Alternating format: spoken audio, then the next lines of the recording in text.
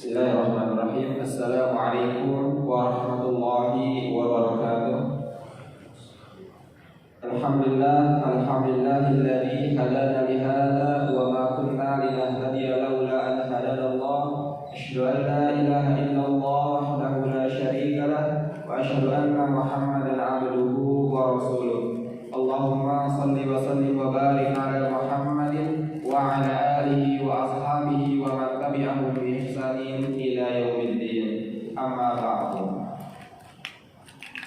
Puji dan syukur marilah kita panjatkan kepada Allah Subhanahu wa taala. Salawat serta salam mudah-mudahan senantiasa tercurah limpahkan kepada baginda kita Nabiullah Muhammad sallallahu alaihi wasallam. Insyaallah pada kesempatan subuh yang berbahagia ini saya akan menyampaikan kultum dengan judul hak tetangga. Sebagai makhluk sosial, kita tentunya tidak dapat dilepaskan dari interaksi dengan orang lain terdekat, yakni tetangga. Islam juga menaruh perhatian penting dalam hal bertetangga. Allah Subhanahu wa taala berfirman, wa'budullaha wa la tusyriku bihi syai'an wa bil walidaini ihsana wa bil qurba wal yatama wal masakin wal jari bil qurba wal jari bil junub. Yang artinya, dan sembahlah Allah dan janganlah kamu mempersekutukannya dengan sesuatu apapun, dan berbuat baiklah kepada kedua orang tua, karib kerabat, anak-anak yatim, orang-orang miskin, tetangga dekat dan tetangga jauh. An-Nisa ayat 36.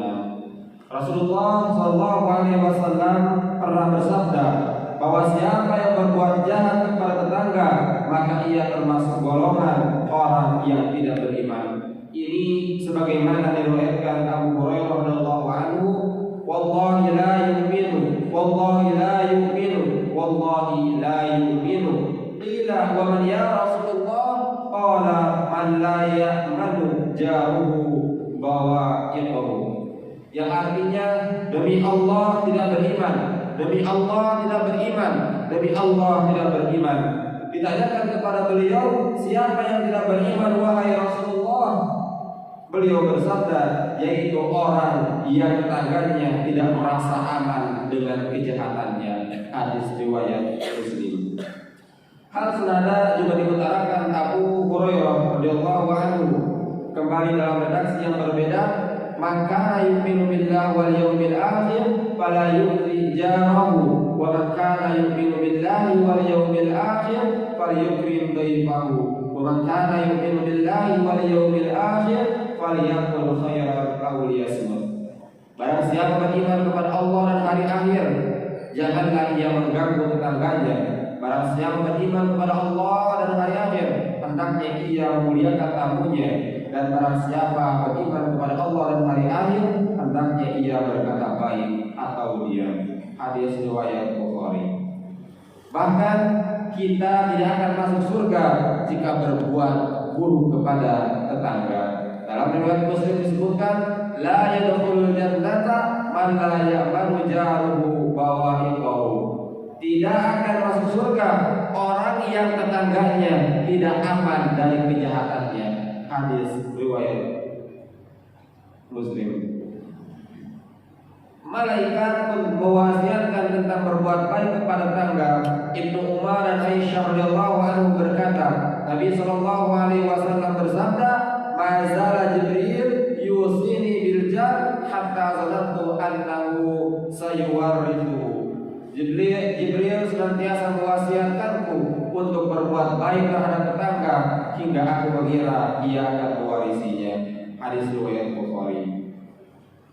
Rasulullah sallallahu alaihi wasallam juga mengajarkan dalam interaksi kepada tetangga, hendaknya jika mempunyai kelebihan rezeki diberikan kepada tetangga yang terdekat terlebih dahulu. Ibunda Aisyah radhiyallahu anha berkata, "Qultu ya Rasulullah, inna li jaraini fa ila ayyihima uhdi?" Qala ila aqrabihima minki baban. Aku bertanya, wahai Rasulullah, aku punya dua tetangga, kepada siapa dari keduanya yang paling berhak aku beri hadiah? beliau bersabda kepada yang pintu rumahnya paling dekat denganmu. Hadis riwayat Bukhari.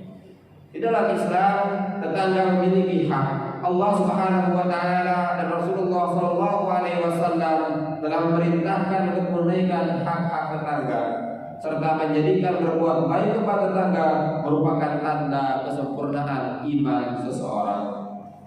Adapun hikmah dari uraian hadis di atas ialah yang pertama, penegasan tentang hak tetangga dan berbuat baik kepadanya sebagaimana Allah telah memerintahkannya dan menghubungkannya dengan ibadah kepadanya.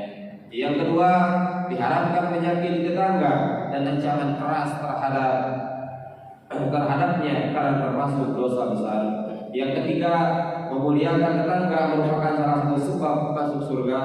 Yang keempat, dianjurkan untuk memberikan hadiah-hadiah atau pemberian lainnya kepada para tetangga. Dan yang kelima, tetangga yang lebih berhak dan lebih utama mendapatkan perlakuan baik adalah yang pintu rumah mereka paling dekat. Mudah-mudahan Allah Subhanahu wa taala menjauhkan keburukan sifat buruk dari diri kita karena tetangga kita, dan Allah Subhanahu wa taala berikan kemudahan kepada kita untuk senantiasa berbuat baik kepada tetangga kita.